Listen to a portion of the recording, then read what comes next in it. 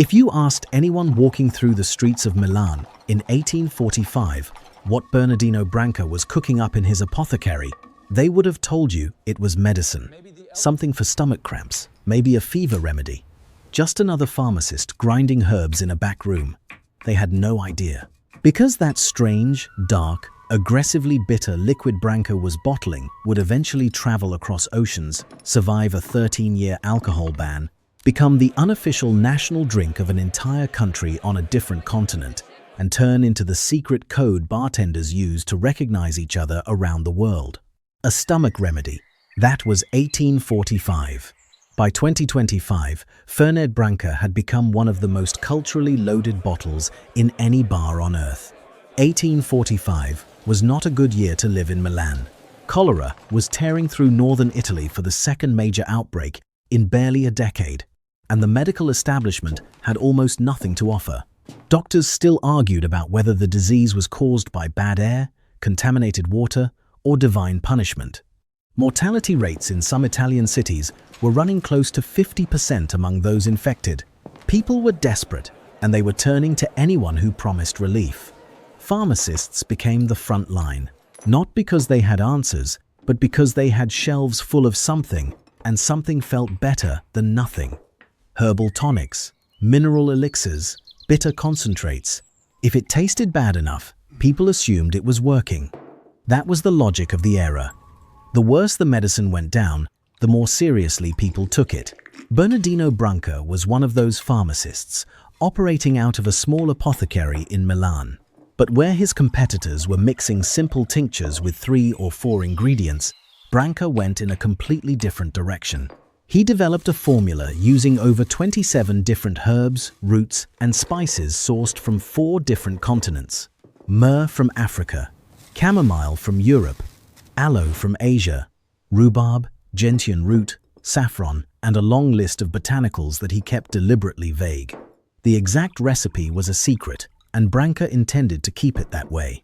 The result was Fernet-Branca, and it was, by any reasonable standard, one of the most bitter things a human being could voluntarily put in their mouth. This was not a drink designed for pleasure.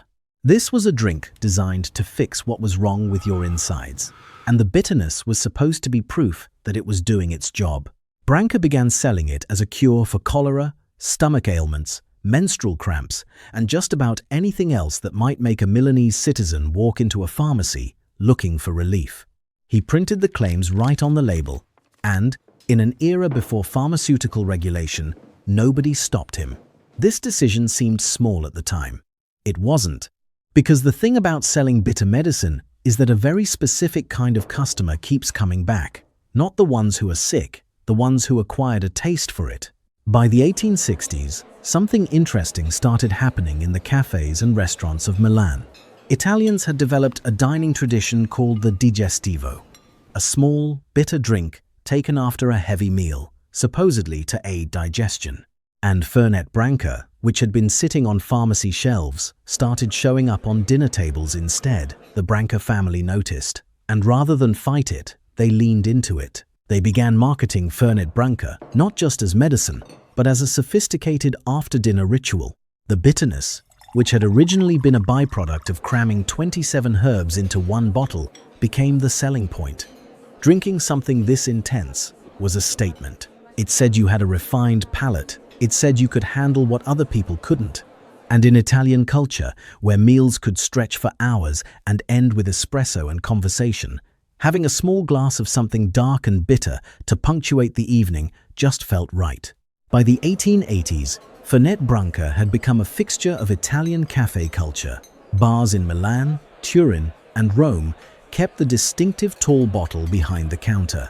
The brand's eagle and globe logo became one of the most recognizable images in Italian advertising. Branca invested heavily in posters and print ads, many of them illustrated in the ornate Art Nouveau style of the period. Some of those original advertisements are now collector's items.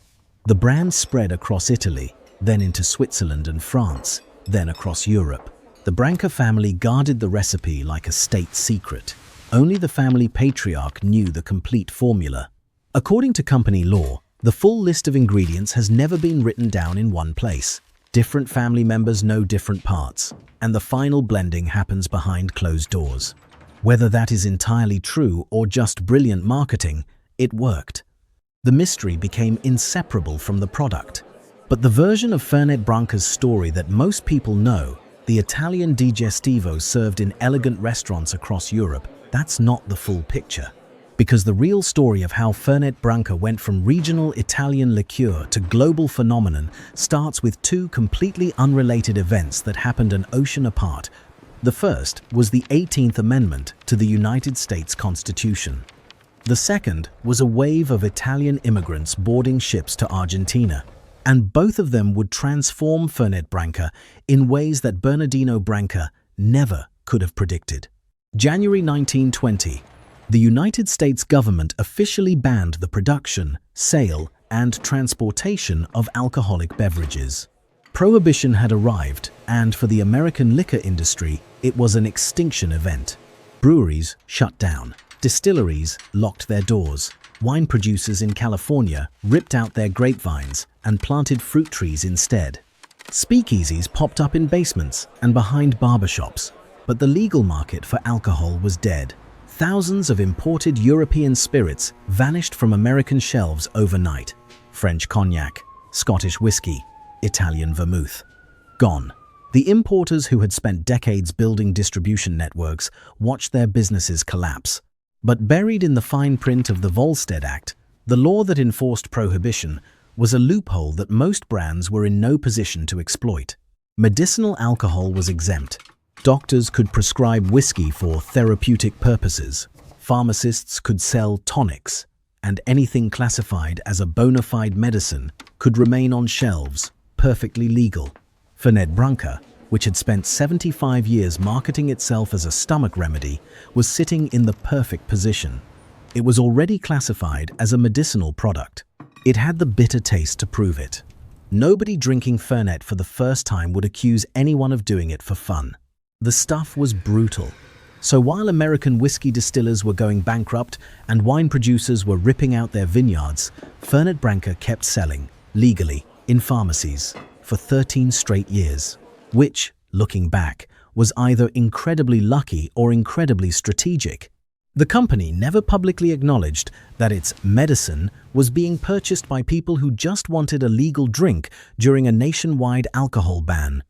That would have invited scrutiny.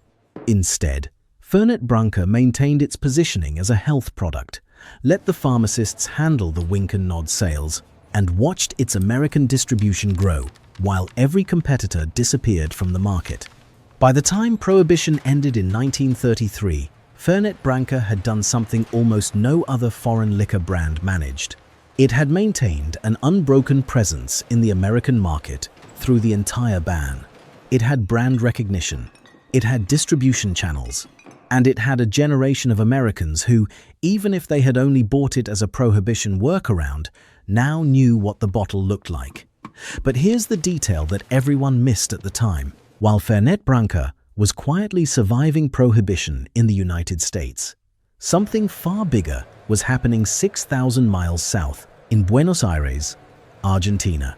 Between 1880 and 1930, roughly 6 million Italians emigrated to Argentina. That is not a small number. By the early 1900s, nearly half the population of Buenos Aires had Italian ancestry. They brought their language, their food, their customs, and their drinks. Fernet-Branca arrived with them. At first, Argentine Italians drank it the same way they had back home, as a digestivo, served neat after dinner in small glasses alongside espresso. The bottle occupied the same cultural space it did in Milan or Turin. It was something your grandfather poured after a big Sunday lunch. But sometime in the mid-20th century, the exact decade is still debated. Somebody in Cordoba, Argentina's second-largest city and its unofficial student capital, did something that would have horrified any Italian purist. They mixed Fernet-Branca with Coca-Cola. The combination sounds wrong on paper. An intensely bitter, herbaceous Italian Amaro mixed with a sweet, carbonated American soda. But it worked. The sweetness of the Coca-Cola softened the bitterness of the Fernet, just enough to make it approachable without erasing the complexity. And it was refreshing in a way that straight Fernet never was, especially in Argentina's summer heat. Fernet con coca, as it became known, exploded. And it did not explode among the people you might expect.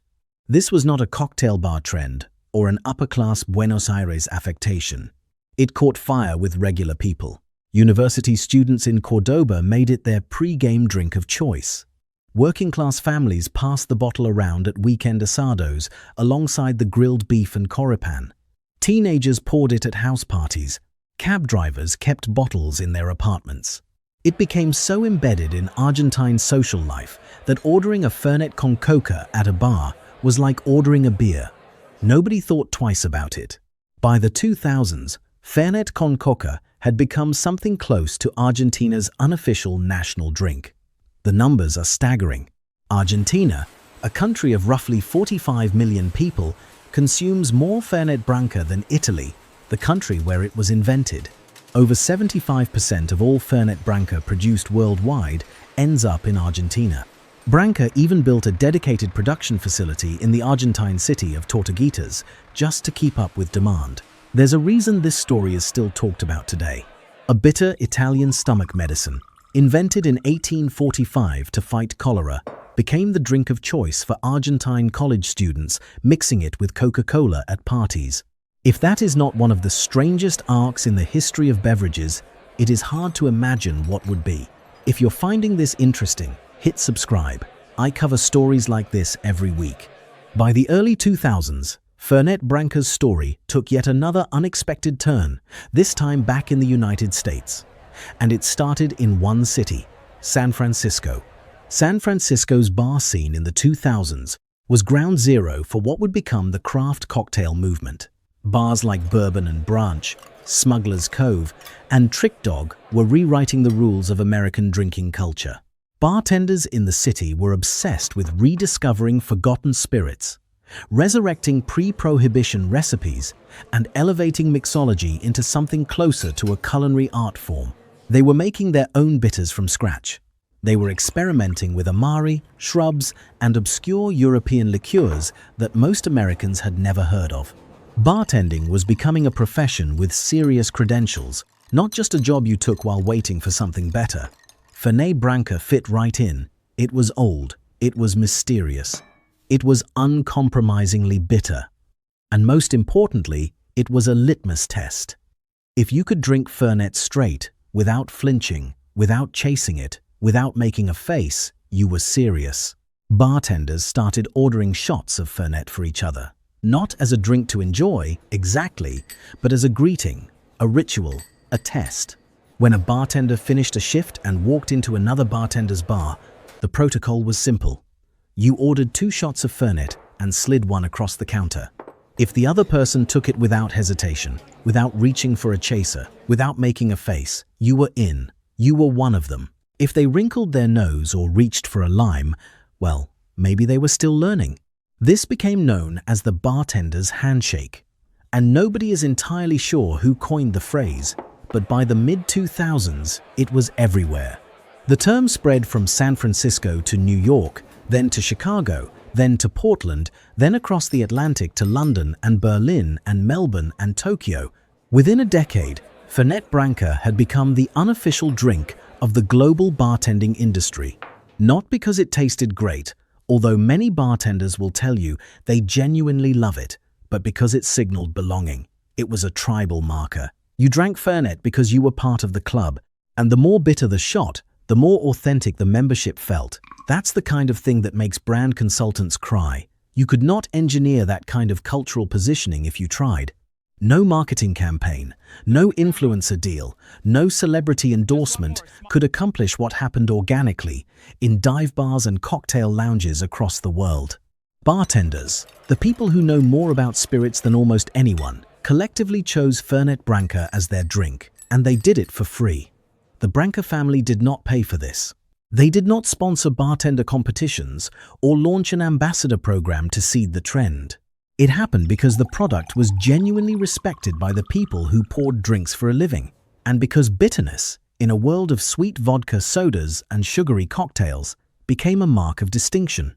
If you worked behind a bar and you drank Fernet, it meant your palate had graduated. But this wasn't just about the United States anymore.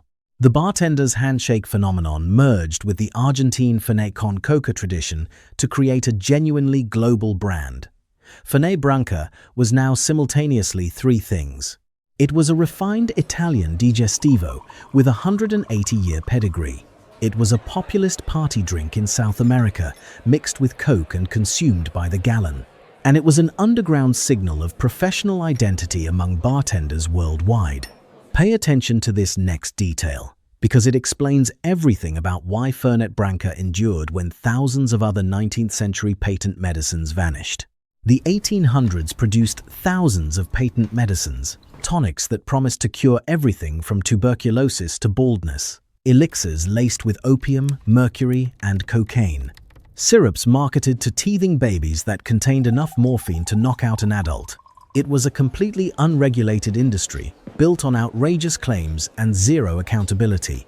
When pharmaceutical regulation finally arrived in the early 20th century, that industry collapsed almost overnight.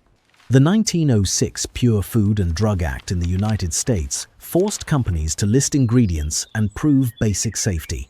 Cocaine was removed from Coca-Cola. Heroin was banned from cough syrups. Products that had been household names for decades disappeared from pharmacies permanently. Fernet-Branca survived.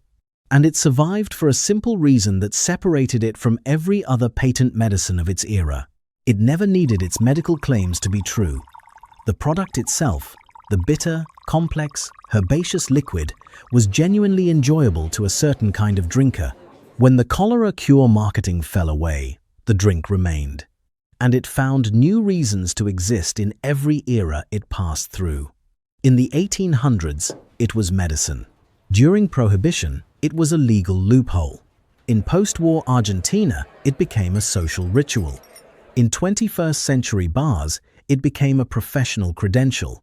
The Branca family, now in its 7th generation of ownership, still controls the company from its headquarters in Milan. The recipe is still secret. According to the family, only the current president of the company knows the complete formula, and it has been passed down from patriarch to patriarch for nearly 2 centuries. Production still begins with those same 27-plus botanicals sourced from 4 continents. The herbs arrive at the Milan facility, where they are macerated, blended according to the secret proportions, and then aged in massive Slovenian oak barrels for at least 12 months before bottling. The aging process is what gives Fernet-Branca its smooth finish underneath all that bitterness, a depth that cheaper imitators have never quite managed to replicate. The company produces over 35 million bottles per year, distributed to more than 160 countries. And the biggest buyer, by a massive margin, is still Argentina.